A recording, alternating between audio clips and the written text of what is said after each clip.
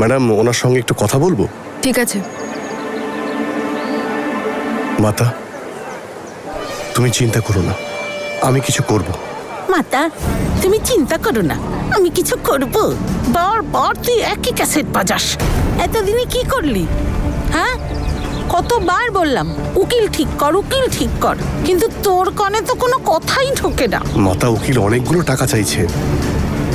চিন্তা করো না, কাউকে চক্কর খাওয়াবই। তোর চক্করে না আমার মাথায় চক্কর খাচ্ছে।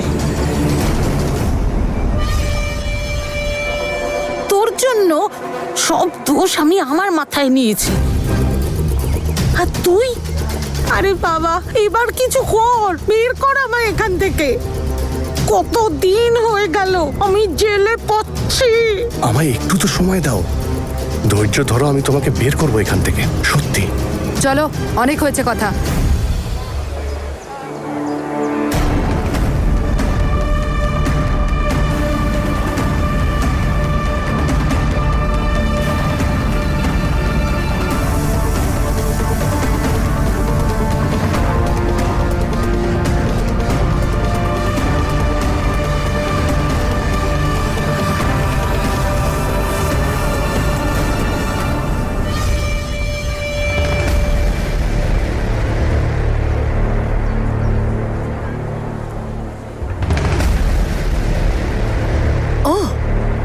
এবার বুঝতে পারলাম যে যশ এভাবে নিশ্চিন্তে কিভাবে বাইরে ঘুরে বেড়াচ্ছে।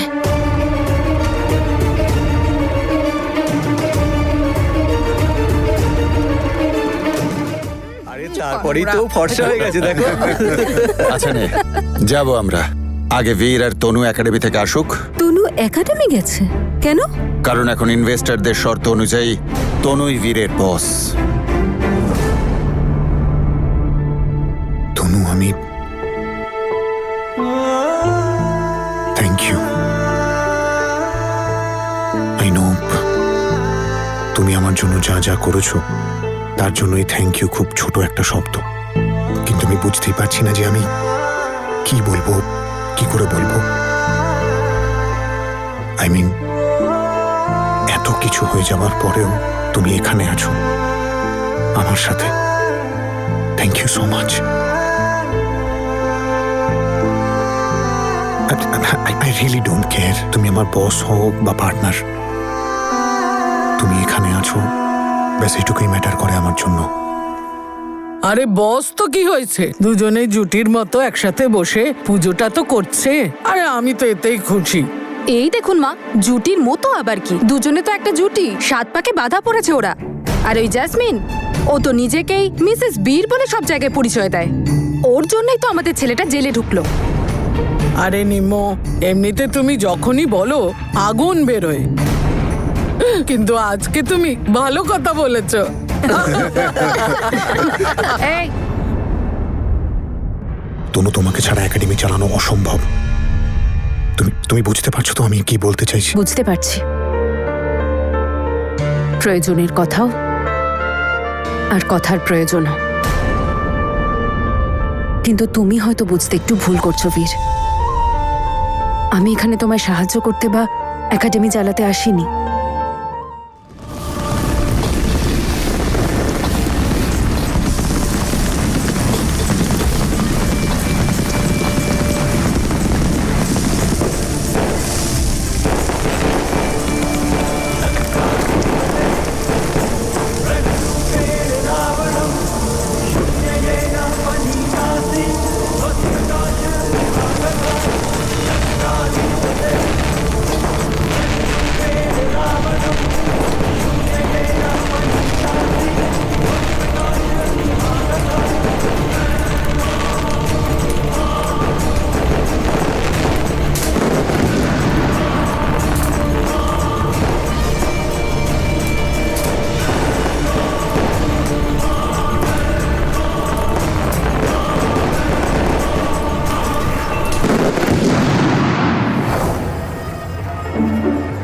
এটা খেয়ে নে বাবা, নইলে বড় মা খেয়ে নেবে।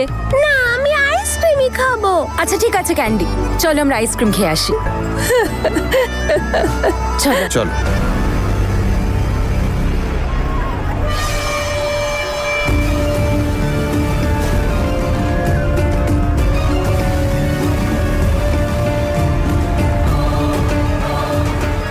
দাদা একটা আইসক্রিম দিন না। দাদা আমিও আইসক্রিম খাবো। ভালো লাগছে না, আমাকেও একটা আইসক্রিম এনে দে। আমার চকলেট আইসক্রিম। যখন সবাই চাইছে আমাকেও একটা এনে দে।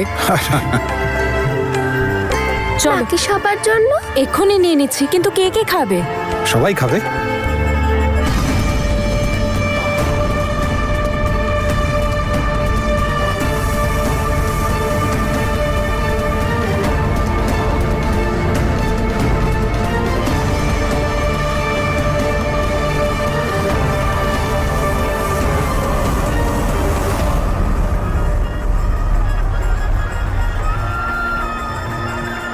দুজনকে কি সুন্দর লাগছে বল, যেন একটা ফ্যামিলি।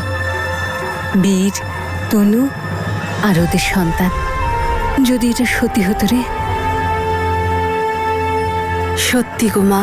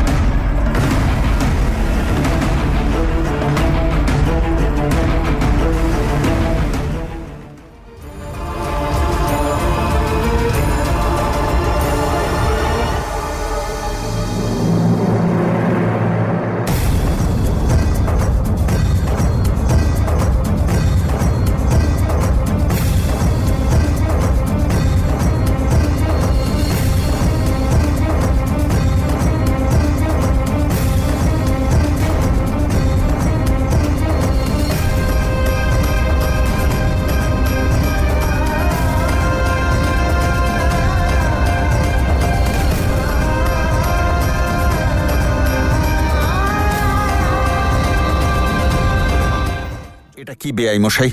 ওই ছেলেটা এখনো তনুর লিগ্যাল হাজবেন্ড হয়ে রয়েছে। আমরা তো জানতামই না যে ওদের রেজিস্ট্রি হয়েছিল।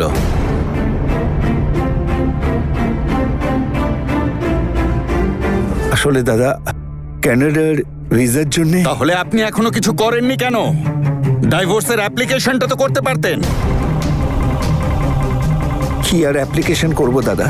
যশের মা ধরা পড়ার পর এটা তো পরিষ্কার হয়ে গিয়েছিল যে ওরা আমাদের ঠকিয়েছে। উকিলও তাই বলেছিল। এটা যেহেতু একটা ফ্রড কেস, তাই এই বিয়েটাকে বিয়ে বলে ধরাই উকিল হবে কে না। ছিলেন? ও তো ওদেরই উকিল ছিল। বাহ, আপনারা তার কথা মেনেও নিলেন। বেআই মশাই একবার এটাও তো ভাবতে পারতেন যে সেই উকিলও ফ্রড হতে পারে, সেও মিথ্যে কথা বলতে পারে। সেই সময় আমরা খুব ঘাবড়ে গিয়েছিলাম দাদা। তনুর শরীরও ভালো ছিল না। তাছাড়া তখন জ্যাসমিনের বিয়ের কথাও ফাইনাল হয়ে গিয়েছিল। আর তারপর যা কিছু হয়েছে সব আপনারা তো জানেনই। আমি বুঝতে পারছি যে খুব বড় একটা ভুল করে ফেলেছি। আসলে ভালো করে সবকিছু যাচাই করা উচিত ছিল, আর কাগজপত্র চেক করা উচিত ছিল। আর আমার ভুলের শাস্তি এখন আমার তনুটাকে পেতে হচ্ছে।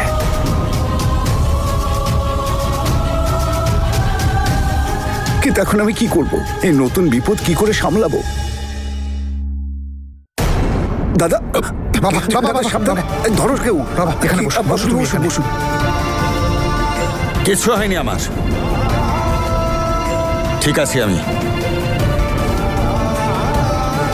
কিছু একটা করে তো তনুকে এই সমস্যা থেকে বার করতেই হবে। কিন্তু বৌদি কি ততক্ষণ সেফ? ও যদি আবার বৌদির ক্ষতি করার চেষ্টা করে তাহলে? ও এইসব কিচ্ছু করবে না। ও তনুর আশেপাশেও ঘুরবে না। ওকে যদি আমি তনুর ত্রিসীমানায় দেখতে পাই, ওকে আমি ছেড়ে কথা বলবো না। তনুর কিছু হলেই রাগে ফেটে পড়ে ও। আর যতদিন না এই সমস্যার সমাধান হচ্ছে, তনু এই বাড়ির বাইরে যাবে না। তনু, বাবা ঠিক বলছেন। তুমি বাড়ির বাইরে যাবে না, ইনফ্যাক্ট তুমি লনেও যাবে না। আমি নিজে দরজার বাইরে দাঁড়িয়ে পাহারা দেবো সারা রাত। তুমি টেনশন নিও না একদম। আমাদের উকিলকে আসতে দে। উনি যেমন বলবেন আমরা তেমনই অ্যাকশন নেব। চিন্তা করিসনি।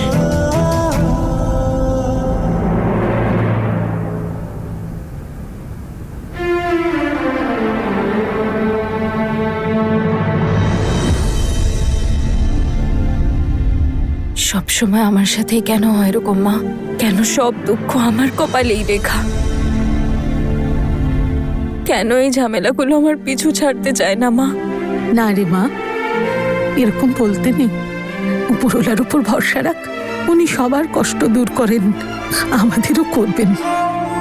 আর তুই তো আমার সাহসী মেয়ে, আমরা তো তোর থেকেই সাহস পাই।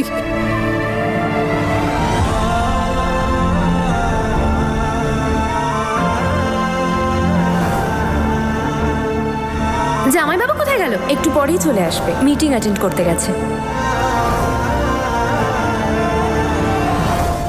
তনু ম্যাডাম, এই যে রাগটা আছে না আপনার ভিতরে, সেটাকে বাইরে আনা খুব জরুরি। এটা ভাবো যে এই বাসটা হলো সেই ফ্রড যশের মুখ।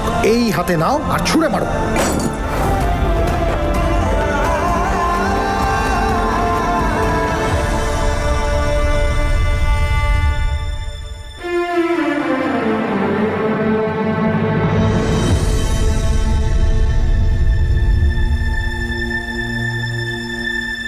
তুমি তো আমাদের শক্তি, আমাদের ভরসা।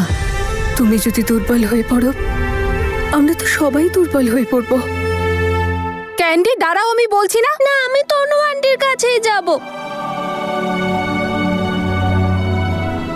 তনু আন্টি, তুমি কাঁদছো কেন? ক্যান্ডি, তনু আন্টি এখন ক্লান্ত, ওকে রেস্ট করতে দাও। চলো আমরা বাইরে যাই। না, আমি যাব না।